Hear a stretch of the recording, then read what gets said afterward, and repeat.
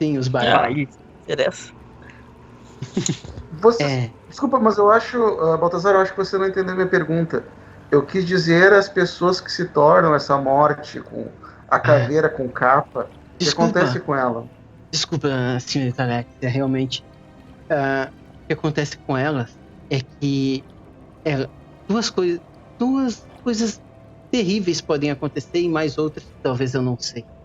A primeira delas é que o Stige pode chamá-las. Elas podem ser levadas pelo Rio das Almas e serem sufocadas nele, engolidas por ele, e viverem a eternidade dentro dele. Quando a sua alma estiver tão corrompida pelo semblante que você não consiga mais limpá-la. Outros podem parar nos esgotos, como dizem as lendas aqui. Os esgotos são catacumbas enormes que nós temos por aqui, uma rede de catacumbas. É onde todo o lixo da cidade, todos os dejetos vão parar. E existem boatos sobre ceifeiros caídos, né? Ceifeiros que ficaram com os corpos tão podres e com esse semblante tão horrendo que eles não conseguem mais ir para o mundo dos vivos para coletar as almas. E eles acabam indo parar nesse lugar, né, sendo esquecidos ou se tornando ameaças, ou pior ainda, sendo chamados e colhidos por necromantes. Esses espíritos, eles residem nesses esgotos e dizem que esses esgotos levam até o que seria o inferno, mas ninguém que foi até lá nunca mais voltou. Geralmente você só vai parar nos esgotos e a sua alma já tá tão corrompida que não tem mais o que fazer. Mas eu tava falando dos bailes. Mas deve ter muitas moedas lá. Isso eu não sei. É um lugar que eu não acho. Tá. Os bailes, eles são onde a gente limpa a nossa alma. Já pensaram em dançar com a morte? É uma brincadeira. Já passei por muitos desses momentos. Falando em morte, a gente é imortal? A gente tem como alguma coisa nos destruir? Se eu for pro mundo dos vivos hoje, eu posso fazer o que eu quiser? Não, você não é imortal, mas você é imortal. Você é imortal no que a gente diz a respeito sobre não mais morrer. Você vai viver para sempre tendo essa aparência que você tem hoje. Você vai continuar sempre parecendo ter não sei quantos anos você tem, meu jovem. Essa sua aparência aí é a aparência que você vai levar pro resto da sua eternidade. E a não ser que o semblante te deforme. Porém, você pode ser destruído. Um ceifeiro, quando ele está fazendo o trabalho dele, vou explicar qual é o nosso trabalho, ele pode ser destruído sim, como qualquer outra pessoa. Se você levar um tiro, quando você estava vivo, se alguém atirasse na sua cabeça, você morria. Se alguém atirar na sua cabeça hoje, você é destruído. Quando você é destruído, você é jogado no Styx. A sua alma é lançada para dentro do rio e você começa a afundar no esquecimento. E aqui vem uma coisa muito importante que eu vou dizer. Não sejam esquecidos. O Mas esquecimento... os humanos podem fazer isso com a gente? Oi? Os humanos podem fazer isso com a gente? Sim, os humanos podem fazer isso. Qualquer um. Vocês ainda têm o corpo de carne como vocês tinham antes. Só ele está num estado em que ele não envelhece mais, o tempo não passa para vocês como passaria. Mas se você tomar um tiro na sua cabeça, tanto aqui quanto no mundo dos vivos, você vai parar no Styx. E quando eu digo para vocês não sejam esquecidos, ele pede para vocês olhar na volta. Olhem em volta. Vocês veem os grupos? Todo mundo aqui anda em grupo. Essa é a nossa forma de não ser esquecido. Nesse momento, vocês têm família no mundo dos vivos. E isso liga vocês ao mundo dos vivos. Essa família, esse pessoal que sente a falta de vocês. Mas com o tempo, vocês vão permanecer como estão e a família de vocês vai envelhecer e vai morrer. Isso não vai ser um Talvez problema. vocês vão ter que colher a alma dos pais de vocês. Talvez vocês vão ter que colher a alma dos irmãos de vocês. Essa vai ser uma escolha que pode ser dolorosa, né? Isso é meio pessoal, mas você falou sobre não ficar sozinho, mas eu aponto pra ele assim com a mão, Vargas. Você falou sobre não estar sozinho, mas Ele, eu não estou sozinho. Eu tenho uma companheira, mas ela agora está em outro grupo. O que aconteceu é que nós fomos em grupo, nós fomos com o nosso grupo para ceifar as almas no acidente. Como é que aconteceu? E entendi. acabou que por coincidência ou não, olhem só, eu colhi a alma de 4 ceifeiros. Quando vocês morreram, eu estava lá esperando. E assim como o grupo que foi comigo. Só que o meu grupo deve estar nesse momento ajudando as pessoas a fazer a passagem. Acabou que 4 dos 6 que eu escolhi não fizeram a passagem. Vocês 4. Os outros 2 eu ajudei a fazer. Espera aí. Eu não havia pensado numa coisa. Quem determina literalmente quem vive e quem morre? A morte? Nós? Não, a própria morte. Mas entenda, a morte ela não é uma entidade. A morte ela é uma força da natureza. Assim como a chuva, como o vento, ela pode vir e destruir tudo, ela pode ser leve e tranquila. Não existe uma morte. E quem vai fazer isso ser leve, tranquilo ou atormentado? Vamos ser a gente. Pois é, nós fazemos o trabalho que o Caronte fazia. Não sei se algum de vocês já ouviu a história de Caronte. Eu acho que eu devo ter Que eu li alguma da coisa antiguidade no livro da biblioteca do recebia meu pai. moeda para fazer a travessia. É aquela história?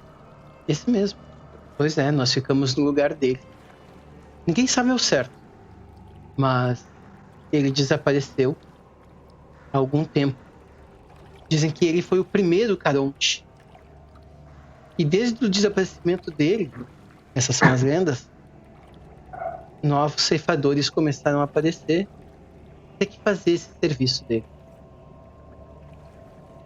Eu xinguei, eu balancei a cabeça assim, xinguei ele assim, ó, bem sussurrado assim. O que aconteceria se simplesmente ninguém fizesse isso? Ninguém. Digamos que por alguma razão vocês todos resolvem deixar de acreditar e ninguém ceifa a alma de ninguém. Vocês todos desistem. Olha, eu acredito que a gente nunca vai chegar a essa pergunta, porque todos nós somos humanos, né? E é como você perguntar para um humano assim, e se todo ser humano parar de fazer as coisas? Todos entrarem em um acordo. Você acha que algum dia a humanidade vai entrar em um acordo e todos vão dizer assim, tá bom, não vamos mais fazer algo? Você acredita que o ser humano é capaz disso? Vocês têm algum tipo de sociedade aqui? Tudo bem, vocês têm um mínimo, mas alguma coisa tipo uma liderança, uma autoridade? Polícia, prefeitura, hospital. Tudo como no mundo normal. O mundo normal tem governantes. Sim, nós temos governantes. O que define um governante? Vocês o elegem? Exato. Anderson, a gente chegou na parte política do negócio. Você está dizendo que eles elegem governantes. Bem na hora pro político. Mas o que um governante promete no mundo dos mortos, onde vocês trabalham, pelo que vocês conseguem? O mesmo que um governante promete no mundo dos vivos. Mentiras. Alexia. Mas, Alexia... Eu tô pensando um pouco nisso. Mas, Alexia... Eu mostro essa informação. Calma nas perguntas, vou ficar pensando um pouco. Mas eu entendo todas as suas dúvidas, Alexia. Mas pense assim, você ainda é você. Você não mudou. Então, essa utopia de todos vamos dar as mãos e acreditar não funciona assim. Assim como tem gente que prefere trabalhar como garçonete e não como ceifador aqui nesse mundo. Na verdade é mais o contrário que você deu assunto. Talvez o primeiro ceifeiro tenha desistido. Talvez. Ninguém sabe o que aconteceu com o Caron. Bom, então quem trabalha aqui com prefeito, ele precisa ir para o mundo dos vivos ou ele pode trabalhar aqui com um prefeito e ganhar suas moedas? Eu não entendo muito bem como a política disso funciona, mas nós pagamos algum tipo de imposto também, aluguéis, coisas desse tipo. Imagine que a nossa moeda Imagine que a nossa moeda é a moeda do Caronte. Então, se nós queremos pagar o nosso aluguel aqui nesse mundo, ou queremos nos manter nesse mundo, comer, né? Nós precisamos ter a moeda desse mundo. Assim como no mundo dos vivos, nós precisamos ter a moeda dele. Precisamos ter o nosso jeito de conseguir. Digamos que você queira comprar algo lá, você precisa de uma forma de conseguir. Você pode conseguir aqui, você pode conseguir lá. Eu acredito que seja bem mais fácil conseguir aqui. Como eu disse, existem regras. E uma das primeiras regras é afasta-te dos vivos. Sim, mas vamos para a parte prática, seu Baltazar. Como que a gente fica sabendo que as pessoas... por exemplo, como que vocês ficaram sabendo que as pessoas lá estavam morrendo? Tem um sinalzinho, tem uma bola de cristal que a gente fica olhando, alguém... Uma lista, Alex, você brinca, uma lista num papel, embaixo da capa. Nós não temos, infelizmente, nós não temos um livrinho onde a gente escreve o nome e a pessoa vai morrer. Isso é uma boa ideia para um desenho. Nós temos, na verdade, a capacidade de sentir quando a morte está perto de um vivo. Eu vou ter que ficar lá passeando. Exatamente. Quando nós precisamos fazer a colheita, nós vamos até o mundo dos vivos e acionamos o nosso sexto sentido, vamos dizer assim. Nós procuramos, através do custo de uma moeda, aquele que vai morrer. E nós sabemos que a morte espreita essa pessoa. Mas entenda, a gente só sabe que a morte espreita ela. Nós não sabemos a que momento. Nós sabemos que naquele dia aquela pessoa vai morrer. Então nós fazemos um trabalho de perseguidores, digamos. Nós ficamos no encalço dessa pessoa e clamamos a alma delas para nós. Digamos que nós vamos até o mundo dos vivos e você sabe que alguém vai morrer. Você, como ceifeiro, você ganha uma espécie de poderes. Você ganha uma habilidade de dizer que aquela alma é sua. E você ganha um elo entre a alma e você. Você tem que tocar nessa pessoa de alguma forma. E aí entra mais um dos tabus. Proteja os moribundos. Você deve colher a alma no momento certo. Nós não podemos ferir ou matar uma pessoa acidentalmente, um vivo. Acidentalmente ou intencionalmente. Um ceifeiro que mata uma pessoa... Um ceifeiro que mata uma pessoa intencionalmente, o semblante consome ele de uma forma horrenda e rápida. E quando você colhe a alma de alguém, você tem que proteger essa alma. Você não deve colher ela antes da morte. Você não deve colher após o momento da morte. Você não pode deixar uma alma colhida sofrer. E muito menos fazer isso de forma intencional. E o pior ainda, você não pode aprisionar uma alma. A alma, ela fica ligada a você. A pessoa tem que passar pela morte. Ela tem que passar pelo sentimento de estar morrendo e viver a morte. E então é o momento que nós colhemos. Eu sei que tudo parece muito teórico e filosófico, mas no momento vocês vão sentir e vão entender. Vocês devem ter respeito com os vivos. Vocês devem ter respeito com as almas. E assim que essa alma deixar o corpo, fizer a travessia, vocês devem guiá-la. É isso que nós fazemos. Quando essa alma consegue fazer a travessia, liga para outros. Quando nós conseguimos fazer essa travessia, nós ganhamos 3 moedas para cada alma. Eu mexo no bigode. Você teria como me mostrar isso? Claro, meu jovem, nós temos como mostrar isso. Vocês estão ansiosos? Antes de você me mostrar, eu gostaria de mais uma pergunta, se for possível. Claro, vocês estão aqui para aprender e eu estou aqui ligado a vocês. A gente consegue fazer mais de uma ligação por vez? No caso, ir para o mundo dos vivos e nos ligar a mais de uma pessoa de uma vez só? Sim, quando vocês morreram eu estava ligado a 6 pessoas. 2 fizeram a travessia, 4 estão aqui comigo tomando um café. Então quer dizer que as moedas que tu gastou foram das 6 que você ganhou? Ou das que ficam presas, que ganham as moedas? Eu não ganhei moedas por vocês. Mas vocês ganhou não 6 das duas que passaram? Sim, das 2 que passaram. Então você gastou uma e ganhou 2. Não, ganhou 4. Não, ganha 4, não ganhou 6.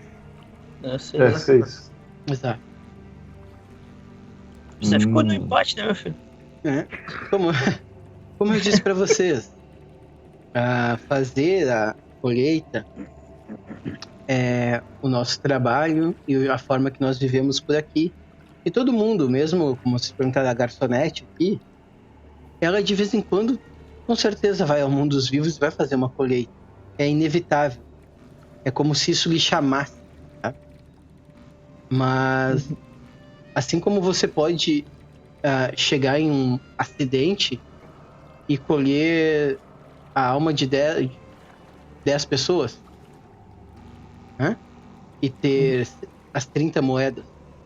E aí, como a Alexia perguntou, se você tem 30 moedas, por que você não faz a sua travessia? A maioria de nós não se acha preparado. Eu não sei se eu estou preparado para deixar. Vocês têm alguma agência de apostas? Eu aposto que eu pego mais almas que ele. É uma cidade normal, eles devem apostar e jogar. Eu olho pro... Ele olha assim, cuidado com isso. Deixa eu falar para você. O semblante, um dos tabus que nos traz o semblante são as nossas virtudes e nossos pecados. Não negue o seu pecado e a sua virtude. Se você gosta de aposta, a um ponto que isso lhe faz falta, procure aqui. Em Sete Além você vai encontrar algum lugar. Não negue.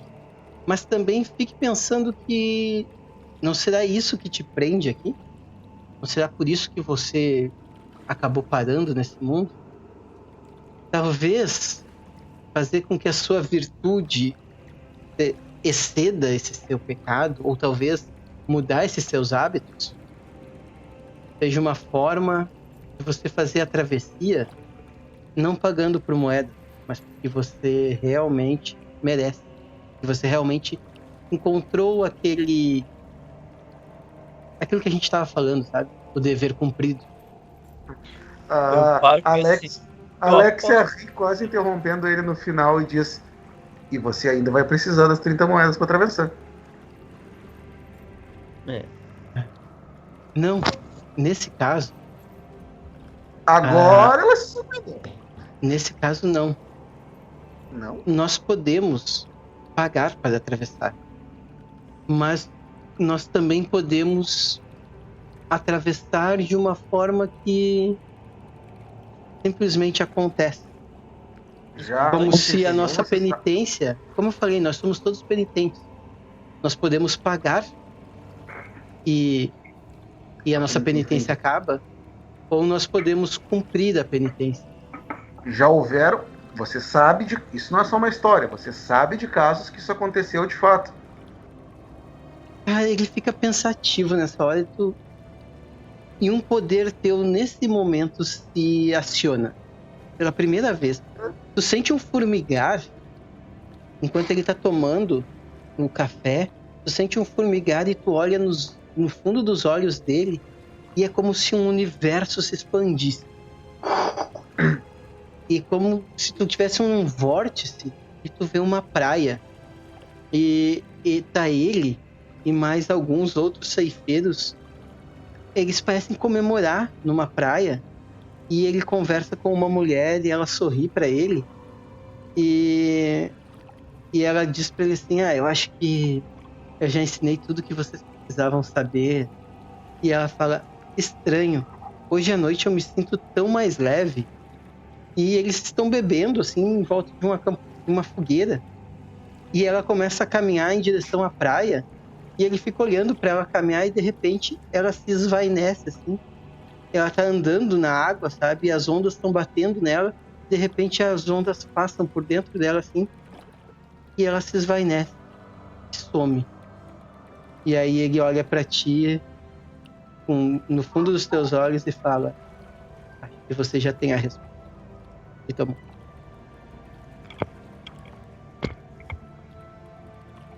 Pode falar, Alex, você vai amortecer 1 minuto ou 2. Né? Pô, é tudo capitalista. Agora me quebrou. Eu vendo assim, como gerou você um clima ali, foi? Gerou. Vocês veem que tem uma torta de climão. Quando vê isso aí, eu falo, então praticamente como um lugar comum, e você disse que normalmente a gente acaba se tornando grupos para não ser esquecidos.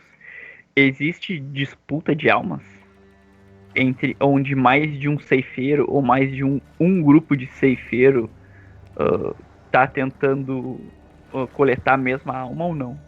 No momento que tu enxerga primeiro, tu faz a conexão, ela é única e ninguém pode contestar. Senhor Andrade, ótima pergunta. Não existe disputa entre ceifeiros, porque existe um elo. Quando você pega aquela alma, quem chegar primeiro pega, né? Você clama ela pra você e ela fica ligada, você fica com esse vínculo. Mas existe uma coisa, algo que, inclusive, eu preciso da ajuda de... Ele dá um sorrisinho. Existem necromantes. Lembra que eu falei sobre nunca darem uma moeda para um vivo? Humano. Sim. Quando um humano consegue uma moeda de um ceifeiro, ou alguma coisa do nosso mundo vai parar na mão de um humano, ele ganha o nosso poder, a nossa imortalidade. Ele se torna uma espécie de ceifeiro, mas muito pior.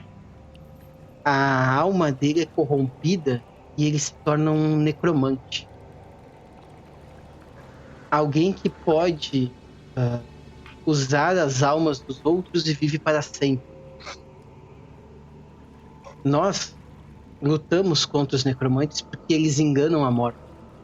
É o trabalho de um ceifeiro fazer com que seja cumprida a sina da pessoa. Ninguém deve estar vivo por 300, 500 anos. Então, necromantes, eles geralmente são criaturas que conseguiram uma moeda ou um item nosso e a alma deles está corrompida e eles começam a tentar trazer outras almas para si, a acumularem poder, e é nosso dever ceifar a vida dessas criaturas. E eu preciso da ajuda de vocês exatamente para isso. Existe um necromante que está há algum tempo assombrando as ruas de Porto Alegre. E eu precisava... Meu grupo estava se unindo para que nós pudéssemos atacá-lo. Mas eu acho que é melhor eu fazer isso com vocês, para que vocês entendam com um mentor. Acredite, eu tive uma boa mentora. Ele olha para ti, Alex. Eu tive uma ótima mentora. E não seria problema nenhum eu ser um mentor de... Se vocês me ajudarem, eu ensino vocês a como fazer a colheita. Eu levo vocês até lá, porque lutar contra um necromante não é como lutar contra um ser vivo. Necromantes são poderosos. Eles podem acabar com... E aqui entra outra parte. Lembra que eu falei de vocês não serem esquecidos? Sim. Quando vocês são destruídos no mundo dos vivos ou no nosso mundo, só existe uma coisa que tira vocês do Stygia, daquela água que leva vocês para o esquecimento das profundezas. Outro ceifeiro. Nós fazemos um ritual onde jogamos uma moeda e em troca de trazer de volta, cada um do grupo joga uma moeda, oferecendo essa moeda em troca de trazer de volta a alma de um amigo, para que ele não seja esquecido, para que ele não caia no Stygia e fique lá para sempre. Então, por isso que a gente fala, não sejam esquecidos. Andem em grupos, tenham amizades, ajudem uns aos outros. Porque... Isso tem algum tempo de limite? Quanto mais você fica no Stygia, mais o esquecimento, mais o poder dele de esquecimento funciona. É como se nós fôssemos te esquecendo aos poucos. Se você ficar um dia, se ficar 2, ficar um mês. Me diga quantas pessoas você conheceu e hoje nem lembra mais, nem pensa nela. Elas caíram no esquecimento. Elas nem existem mais pra você. É isso que o Stygia faz com a sua alma. E... Ok, cowboy. Então, a gente te ajuda. A gente chuta esse necromante. Você ensina pra gente. E depois? A gente segue fazendo o serviço, é isso? Eu ensino vocês e guio vocês pelo tempo necessário até que vocês aprendam como viver entre os dois mundos. Vamos dizer que nós estamos fazendo negócio. Vamos dizer que nós estamos fazendo um contrato. O que você acha? Eu ensino as peripécias dessa nova vida para vocês. Nós formamos esse grupo e tentamos acabar com esse necromante. E eu estou no encalço e posso dizer que já descobri o covil. Só precisamos pegar. Então, quando a gente enfrenta esses necromantes, o tabu, ele não se aplica a eles. Exatamente. A gente pode encher eles de porrada. Muito bem. Sim, o tabu não se aplica aos necromantes porque do momento que um vivo consegue um óbolo, se torna um necromante, a alma dele já era, fica presa. Ele já não deixa, ele deixa de ser um humano, um mortal. Então nosso dever com essa alma mortal que ficou presa é liberá-la para que ela encontre o descanso. E aí, então, você pode fazer a colheita dessa alma? Sim, nós devemos fazer a colheita. Ótimo. Ela vale mais. Mas, então, todos estiverem de acordo, chega de papo, vamos para a ação. Vamos para a primeira colheita de vocês e depois vamos atrás da necromante. O meu grupo já tinha pego algumas informações sobre ela. Deixa eu adiantar para vocês, são 11h20.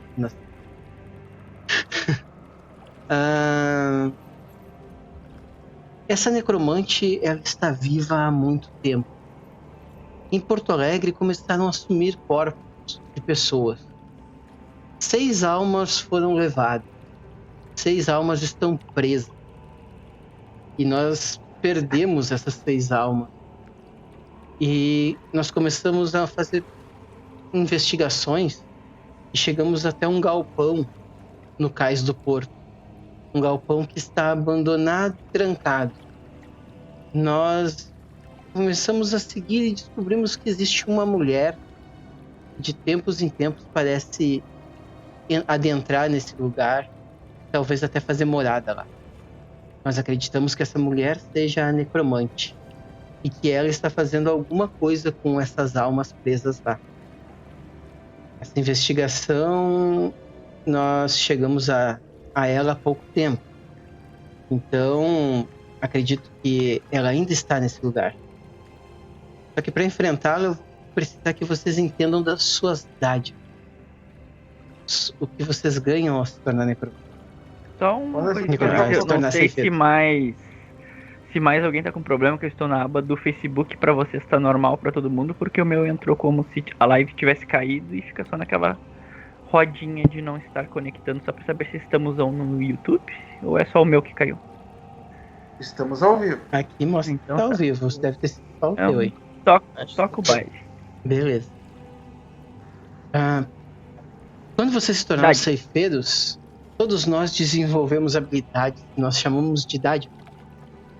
Essas habilidades, elas vêm da nossa própria vontade e nós usamos uma moeda para liberar essa vontade.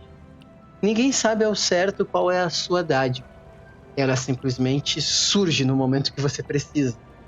Nós fazemos com que isso escorra de nós, digamos assim. Então, todos vocês devem ter isso latente em vocês e vão aprender a usar no momento que for necessário. Né? É como se fosse uma gambiarra. Ele olha para vocês, palavra meio antiga. É como se fosse um... Não, essa palavra é nova, para nossa época ela é nova. É como se fosse uma descoberta que vocês fazem dentro de vocês. Né? Mas acreditem, no momento certo, as dádivas elas surgirão para você. O que eu falo, o que eu posso dizer para vocês é sintam essa dádiva e usem a moeda. Para usar a moeda, você só tem que querer usar a moeda. Você pega a sua moeda e usa a sua força de vontade, você deseja usar essa moeda para fazer algo. Ok? Então, meus caros, vamos para a primeira colheita de vocês. Vocês têm 5 moedas cada um. E a primeira colheita ela pode ser um pouco pesada. Então vamos fazer o seguinte, vamos tentar fazer uma colheita só ou 2 para que vocês entendam como acontece. Talvez uma para cada. Tudo bem? Ok, na primeira, acredito. Você que está nos ensinando. Então, venham comigo, vamos até o Stige. Vou ensinar vocês a fazer primeiro dom de vocês. Encaminhar para o mundo dos vivos. Rapidinho, quando a gente caminha, eu pergunto assim, pode ser uma pergunta um tanto tola, mas nunca aconteceu de aparecer alguém, um ceifeiro, digamos, jovem demais? Os infantes? Não, nunca pegamos um ceifeiro criança. Os infantes, eles têm uma alma leve. Né? Infantes são crianças. Quando você... Ele olha e acredite, você talvez tenha que ceifar um infante um dia. Você vai ver que é diferente. Eles não têm o peso que outras almas têm. Eles até têm um lugar especial aqui em Sete Além, onde nós não conseguimos entrar. Ele aponta para um grande paredão que tem ao fundo. Assim. Naquele paredão, se você andar até lá, você vai encontrar o Jardim dos Infantes. Lá existe um portal de metal pesado, espesso. Ninguém consegue abri-lo. Mas, de vez em quando, esse portal ele deixa uma fresta, como se algum infante fosse lá e abrisse ele numa brincadeira, numa pirraça, sabe? E os ceifeiros que já conseguiram estar presentes nesse momento dizem que quando eles olham para lá, eles ouvem risos e barulho de crianças brincando e muita luz. Alguns dizem que não é uma luz do dia, outros dizem que parece a luz do dia. Ou alguns dizem que é uma luz diferente, uma luz leve, uma luz acolhedora. Eu nunca tive. Chegando ao Stirge, ele olha para vocês e fala: muito bem, peguem a sua primeira moeda.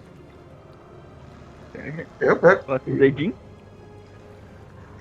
Não importa onde vocês estejam, no mundo dos vivos ou no mundo de Sete Além. Segurem a moeda em sua mão.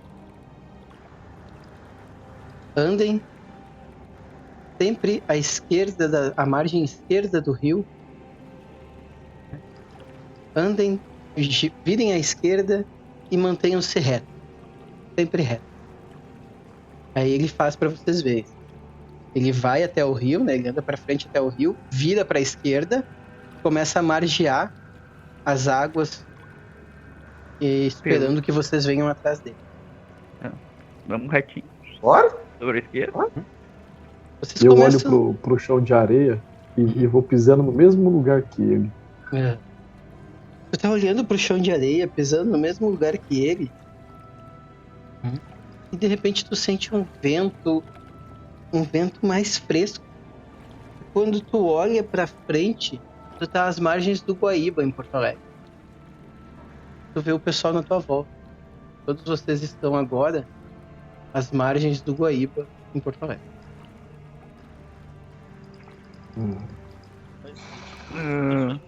Agora que estamos aqui, tipo, eu me olho assim na água. Ainda é a minha aparência? Sim, tua aparência. E eu pergunto, e pros outros, ainda é a minha aparência? Pro Baltazar eu pergunto. Sim. É você aqui nesse mundo. Se você for pra casa, você vai estar em casa. Só que se acharem o meu corpo e eu for pra casa. Aí que está. Não tem um corpo para ser encontrado. Você está aqui. Você não morreu. Você foi recusado.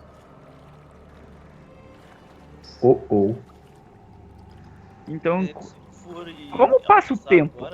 No momento que eu saio daqui, tipo, o tempo para aqui e a gente vive lá, ou continua correndo e se a gente ficar meses lá e aparece aqui, a gente simplesmente aparece aqui? O tempo continua correndo. O tempo, assim como a morte, é algo que a gente não tem controle sobre ele. Se você ficar meses desaparecido, talvez até a sua família procure por você. Vai botar cartazes de procurado, desaparecido. Se você tem uma casa por aqui, você vai manter essa residência, tá morando aqui. O problema é que quando o tempo for passando, e 100 anos se passarem, e você tiver com essa sua cara de 18 aí, sem bigode, vai começar a parecer estranho pros seus vizinhos e pessoas que lhe conheceram, sabe? Eu acho que a gente precisa mudar de lugar, então.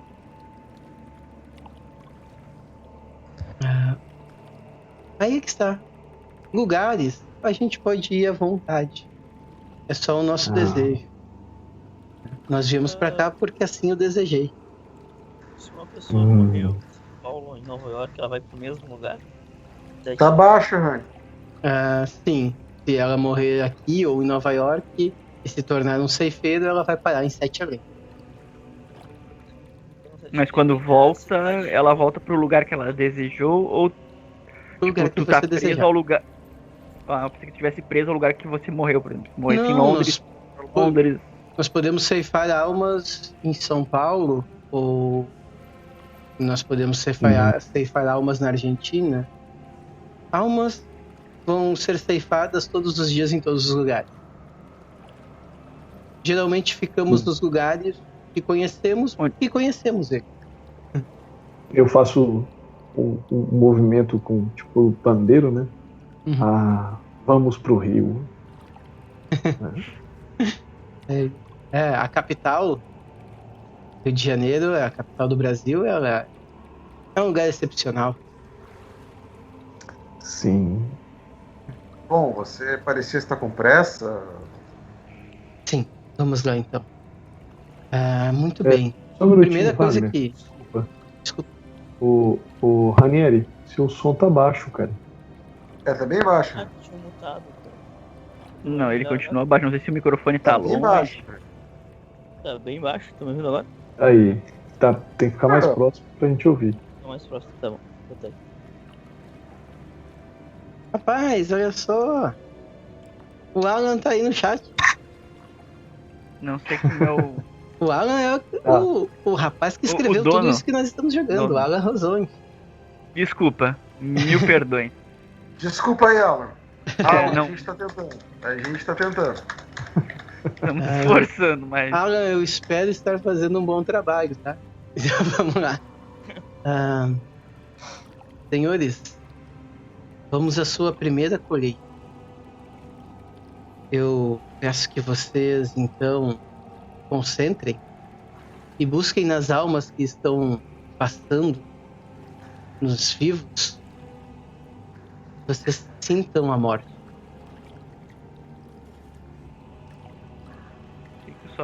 Eu sinto algo diferente vendo as pessoas passar na rua. Um brilho. É o brilho do seu olhar que me leva à loucura. Você tem assim, tipo, sei lá. E ela pega e fecha os... Respira, apesar que ela não sabe se ela respira mais. Ela respira e fecha os olhos e tenta se concentrar de alguma forma. Respira, fecha os olhos e se concentra. Leonan, sabe o que tu tá fazendo? É mais ou menos isso aí. O que o Carlos Prestes faz? Eu olho pra um, olho pra outro. Tipo assim, eu tô meio confuso, né? O Carlos não sabe se leva na brincadeira, se ele leva a sério. E aí ele olha pro Baltazar. Por que a gente não vai pro hospital? O hospital tá cheio de gente que tá morrendo. Ele olha pra ti. Boa, jovem. Você pensa de uma forma muito inteligente, penso. Sim, lá é onde as pessoas estão morrendo. E lá é o lugar mais fácil de encontrar alma. Mas... É lugar onde elas estão sofrendo. E como o nosso trabalho é cuidar e proteger e fazer que fique da melhor forma possível, nada melhor do que um hospital. Ele olha pra vocês, quem concorda com o nosso amigo de irmos para o hospital? Nada contra. Mas lá a concorrência é maior. Já nós teremos alguns ceifeiros já esperando. Já ouviram falar em advogados de porta de cadeia? Pois, nós temos ceifeiros de porta de hospital. Existe... Talvez no primeiro momento seja o mais adequado para nós, afinal de contas nós estamos aprendendo. Vamos começar no modo easy, depois a gente evolui de patamar. Depois que a gente aprender como é que funciona o jogo, a gente... Vamos então ao Hospital São Francisco. Ele fica logo aqui em cima, próximo ao Parque da Redenção. Eles começam a subir, saindo do Guaíba, e começam a andar. Vocês veem que tem os coches vão passando. Ele olha pra vocês assim, vocês gostariam de pegar um coche ou nós vamos andando? Vamos andando. Tem o tempo, tô morto. Podemos ir andando. Vocês começam a andar. Vocês passam então pela principal rua de Porto Alegre, onde hoje é o terminal Parou. É uma grande praça onde os coches eles param para os cavalos tomar água, e eles sobem e descem ali. Próximo existe um restaurante, ele é abobadado, e a prefeitura fica logo à frente dele, um pouquinho mais para a direita. Vocês começam a subir e a Porto Alegre é cheia de ruas feitas com paralelepípedo. A caminhada é um pouquinho chata, sabe, para pedras atrás de vocês. Mas vocês chegam até o que hoje para nós é a Santa Casa. Nessa época é o Hospital São Francisco. Ele olha para vocês com as roupas que vocês estão vestindo e diz: acho que é melhor a gente dizer que estamos aqui para visitar parentes. Ok. Concordo. É mais fácil. Bem, Parece que... vocês chegam até a Santa Casa e dizem que vão visitar parentes. Por uma coincidência do tempo e do destino, está bem no horário de visita. Vocês começam a caminhar pelos corredores do hospital. Conforme vocês vão caminhando, o Baltazar pede que vocês utilizem o poder. E para cada um ele se manifesta diferente. Um de vocês sente um calafrio quando olha para alguém. Outro sente uma grande tristeza. Outro sente um alívio, como se esperasse aquilo ansiosamente e estivesse no momento. Mas todos vocês em algum momento sentem essa morte chegando. E vocês sabem que tem que pedir que essa alma seja ligada a vocês. E assim vocês o fazem. Vocês passam o dia no hospital até que cada uma das almas, elas chegam no momento de ser coletadas.